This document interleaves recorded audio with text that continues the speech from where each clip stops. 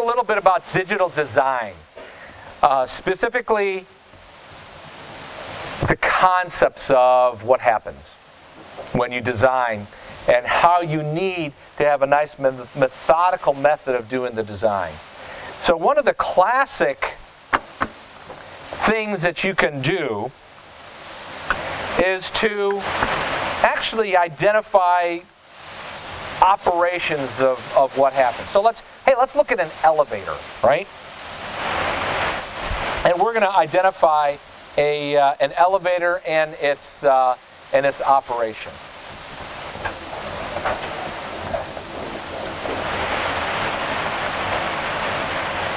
So I'm going to go a little bit off script from the slides, which is actually kind of scary sometimes. So here's hoping I actually do it correctly. Let's do a very simple system.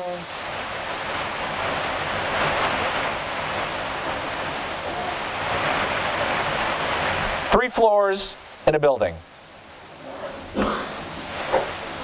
I'm going to have an elevator.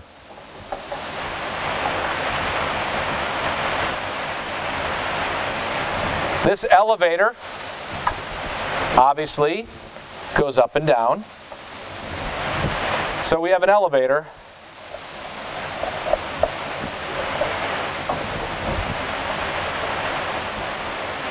Goes up and down, right? 3 floors.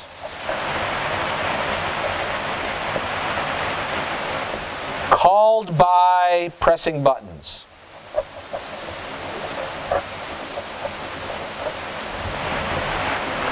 Now remember, we have to be a rocket scientist apparently to understand how an elevator works, right? Would you agree that if you are on the 2nd floor and you press the button to go up, it doesn't matter where the elevator came from, as long as it stops on your floor and says that it will service your request, then you'll let it go, right? It'll come and then it'll go up to where you are, right? So you have to think about this. Called by pressing button, right? And has anybody ever been in the elevator in Smith? Did you know that there's an elevator in Smith? It's kind of hidden away. You really don't see it. But there's an elevator in Smith. It is the stupidest elevator you have ever seen. Because this elevator does not record that you pressed a button saying, I want it to come to me, if it's already moving. So if, for example, it's going from the 1st to the 3rd floor, and you're on the 2nd floor and you press the button, it will not even record that you press the button until it is completed going up to the 3rd floor, has stopped, and then you press the button again to let it know that it works. So let's do that stupid elevator, all right? And because it's really easy.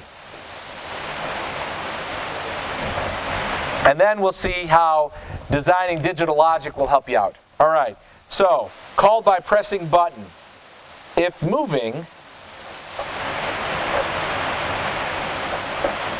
ignore button. That's just downright scary, isn't it?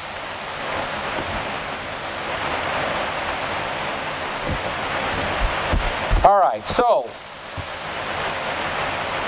let us say that our elevator is, let's say, an example.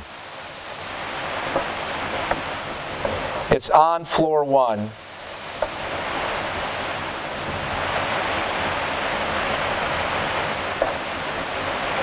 Floor 3 button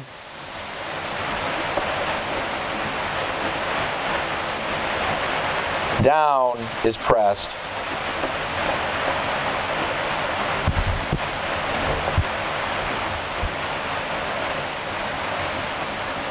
Elevator goes up. to floor 3, waits for the interior button to be pressed, which you would obviously say 1 or 2, goes to that floor.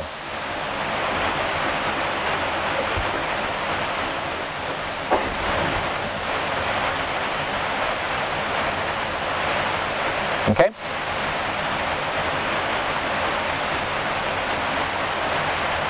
Does that make sense? So, would you agree that your elevator could be one of 3 states when it's not transitioning, right? It's either on the first floor, it's on the second floor, it's on the third floor.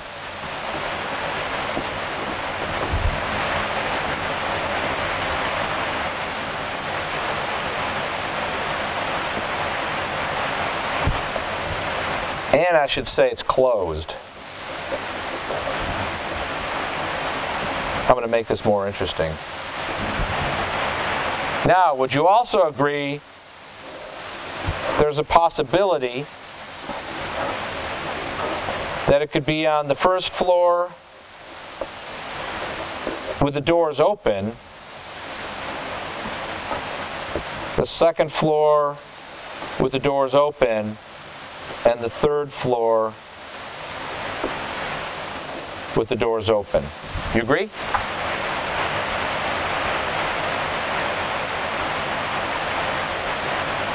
So,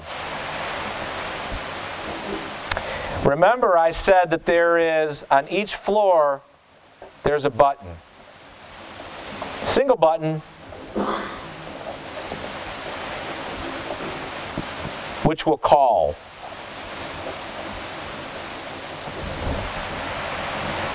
This is old style elevator because in the old days, really, really old days, when they actually had elevator operators, you literally pushed one single button and the elevator would go to that floor, and then you would tell the person inside, I want to go up or down.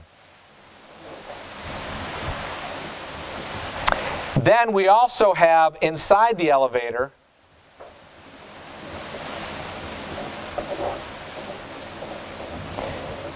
three buttons that say 1, 2, or 3.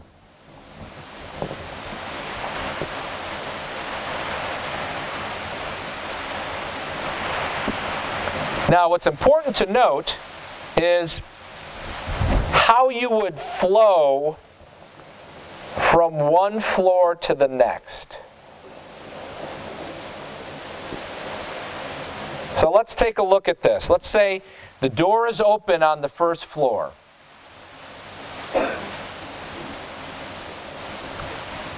And so, if the door is open on the first floor, what do you get it to go and close on the first floor? You have to press the button, right? So the button press will be, I'll call this 3E, 2E, or 1E. Now, would you agree that if you pressed 1E and you're on the first floor and it's open, would you agree it would just stay on that floor, right? Because you say you want to get out on the first, I'll do this in red. You say you want to get out on the first floor. So there you are, you're on the first floor. However, if you have pressed 2E or 3E, then you're going to close the door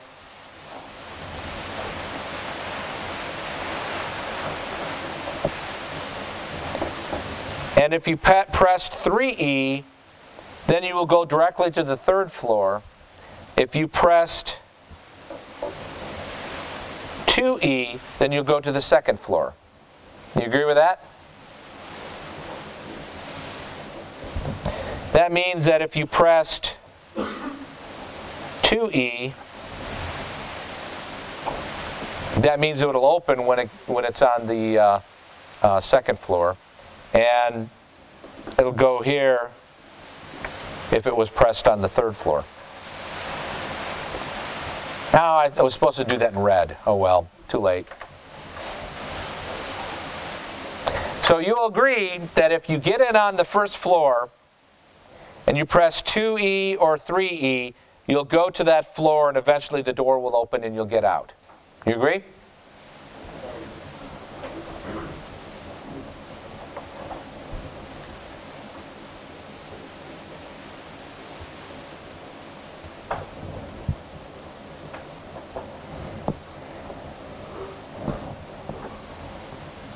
Now, if you're on the second floor and it's open, and you press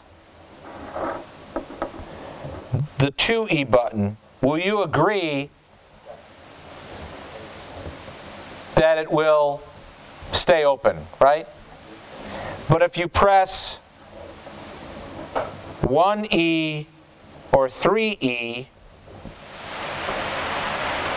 then it will go and close. It'll go over here if you press 3E. And oh yeah, you already pressed 3E, so that's already taken care of, right?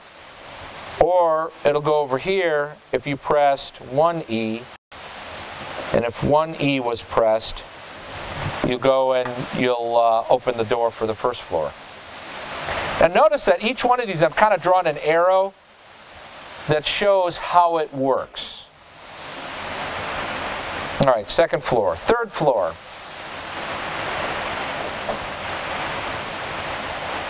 With the third floor open, you can walk in. And if you say you want to go to the third floor, there it is. You just stay there. And again, that's the button inside the elevator. Remember, anything with E is inside the elevator.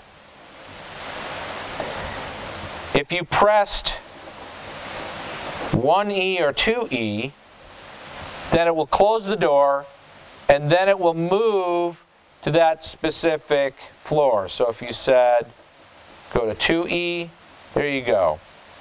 And oh, by the way, you press 2E, it'll open.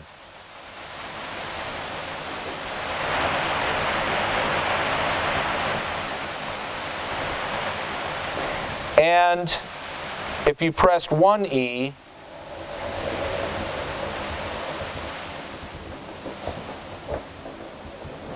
it'll transition all the way to the first floor, and then it'll open. All right? So that works with every single situation associated with the call button. Right?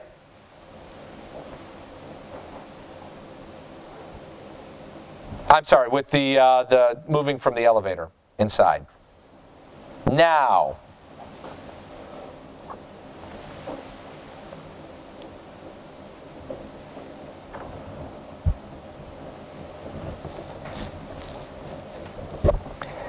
let's look at, I'm going to call the call buttons here 3C, 2C, and 1C. Now the button won't work unless the button won't work unless the door is open. So we'll just say that right away.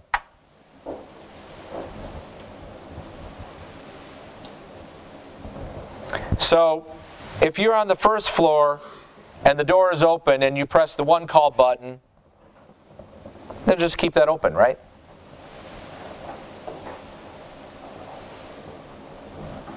And the same thing here. If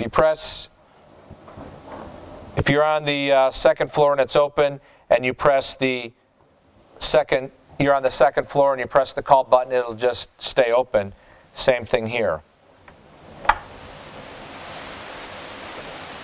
But when the third floor door is open and somebody has pressed, like on the first floor, that I want you to come get me, then the elevator will close its doors. It'll go, and then it will open the door. And if somebody on the second floor calls it, then it will close, it'll go to that floor, and then it will open.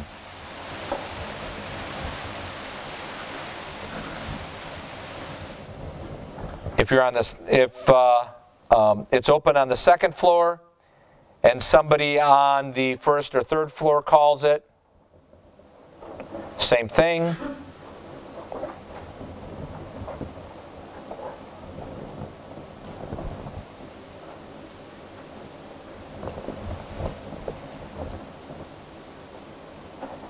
And the same with the first floor.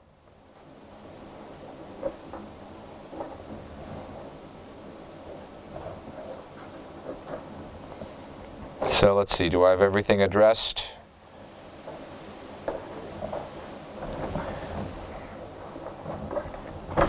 Wow, that's a lot of work going on. I might have picked a little bit too complex problem. Yes, sir.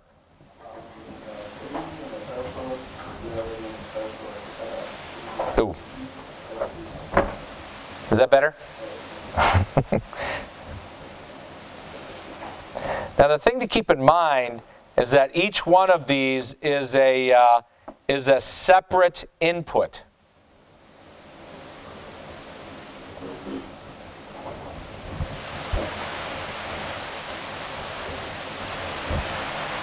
I think I created too hard of a problem. But I want you to understand that this is a concept of what we're going to look at later, that being a finite state machine. I think I'm going to have to introduce this with a lot easier problem than what I've just done here. But I want you to understand that this is considered a finite state machine. And actually, this is a pretty good problem. And based on the slides we're going to go over in the next couple of minutes, you will get enough information to be able to design the digital circuit for this.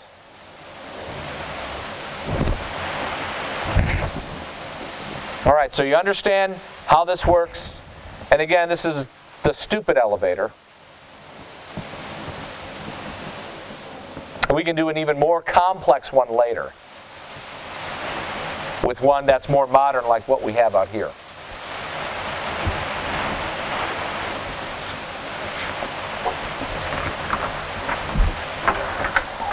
All right, so let's take a look at how we actually create these state machines, and let's see how far I've gone so far. Ooh, I did those.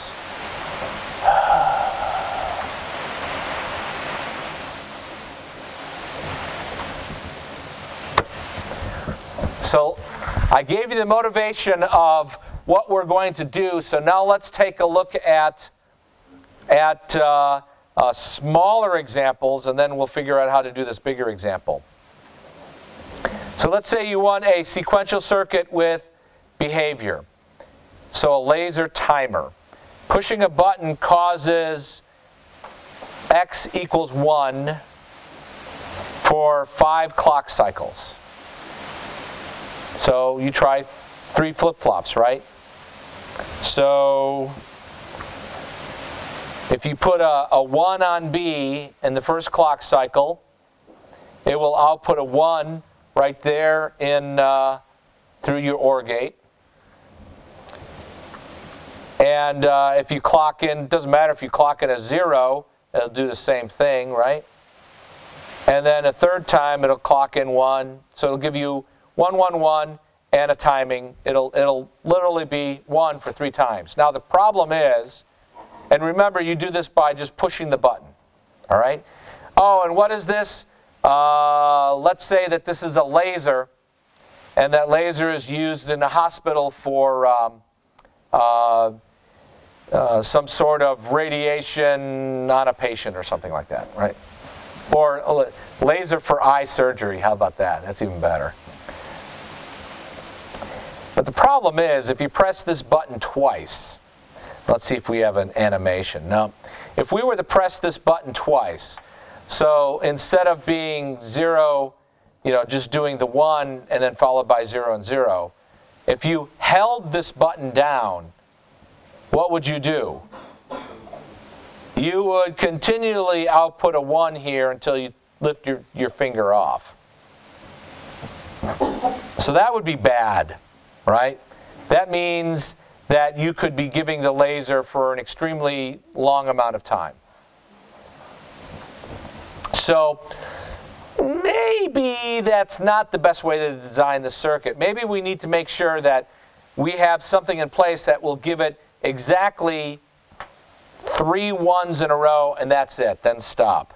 So what we're going to do is we're going to find a better way to design sequential circuits that will capture whatever the behavior is and convert it into the circuit. So remember our process for combinational logic, right? You created a truth table or equations, described the behavior, and then based on that, you implemented the circuit with gates. You use such tools as K-maps or Boolean equations and minimize those to be able to actually implement the circuit. So now we're going to have another process. So let's take a look at capturing the behavior. So typically what you want to do is you will have a transition taking you from one state to the next. In this case, it'll be a clock. And in fact, with the not sign over that, that means the falling edge of the clock. So at this point, let's see, toggle X every clock cycle. So clock will be, the output will be 0, and so we identify the output associated with the state name low, and then there's the state name high. If we were to look at this, we would literally at the, this says the rising edge of the clock.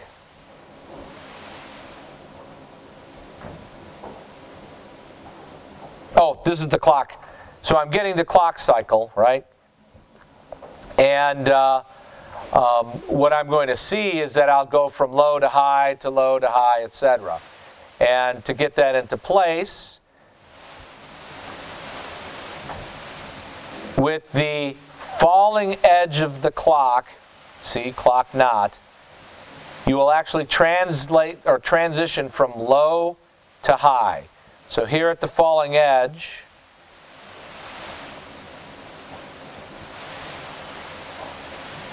the transition is going to go from state low to high, which means that our output is going to be x equals 1. By the way, this x should probably be a little bit further over that way.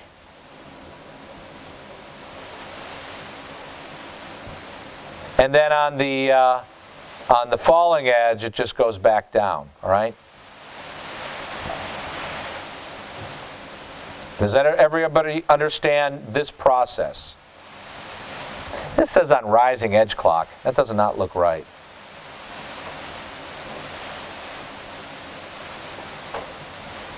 All right, we'll just call this on the rising edge. He uses a different nomenclature than what I'm used to. So on the rising edge, it's going to transition from low to high.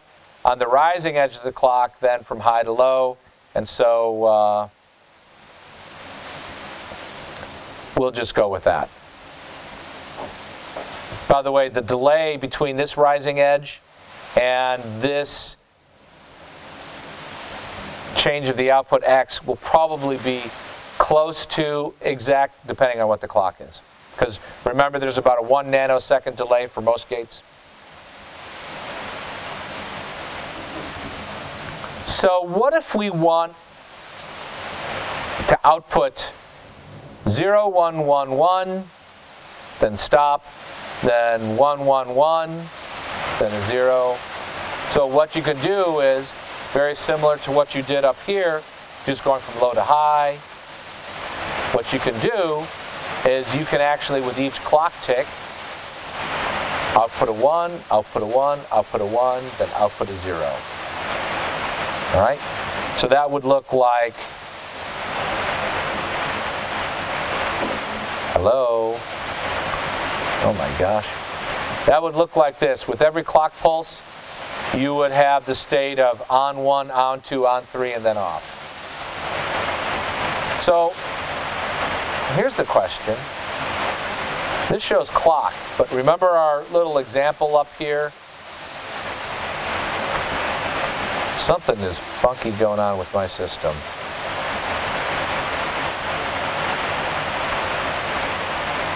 Remember our little example here where I wanted a 1, 1, 1 for 3 clock cycles after this button has been pressed. So could I do something with this? There must be something on this slide, like a delay of some sort.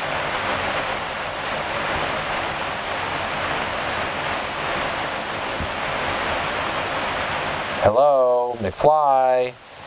There we go. So couldn't I do something like this, that instead of going from 0 to 1, off to on, I would wait for a button press? Wouldn't that seem natural? So let's take a look at that. So again, with the button input, when you are not pressing the button and you get a clock, then you just stay in the off position. So you agree with that? But when you get a button press and a clock at the same time, then you transition to the on 1 state, then on 2 state, then on 3 state, and then of course you transition back to off. And during your, in this time, your button press, let's say you press the button here,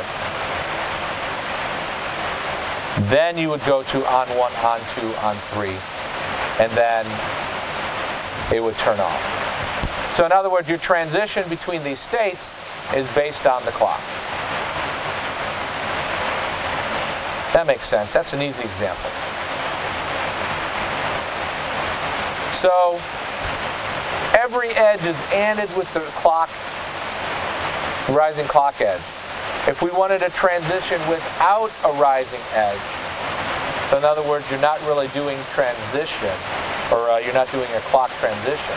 So if you take those away, you would have just this. So you consider what we call synchronous finite state machine. And it's assumed that the rising edge on the clock will just take you to each state. So the assumption for a lot of our state machines, for a lot of our finite state machines, will be that you will move from one state to the next based on a rising edge of the clock. So let's look at some of our definitions. Have you noticed this thing up here?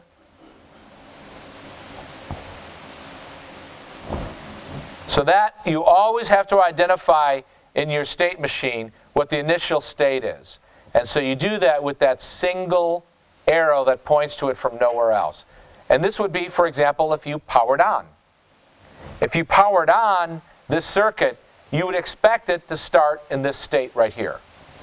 And so that's what we identify as the initial state. You're going to have a certain number of inputs and outputs. So usually the input determines your transition between one state and the next state. Notice that each state may be associated with a particular output.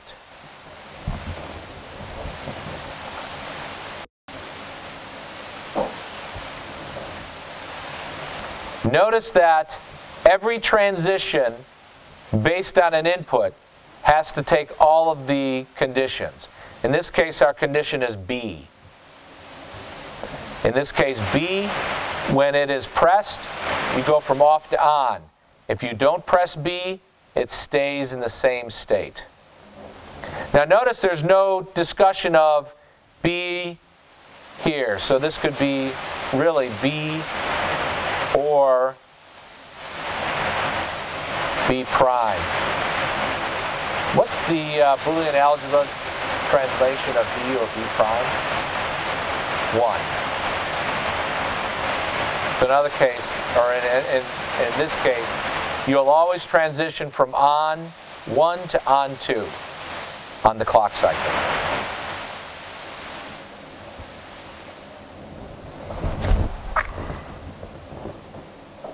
The state, often we give names. Sometimes we'll even give it a number. So this one we might call 0, maybe 1, maybe 2, maybe 3. So we have how many different states here? 4, right?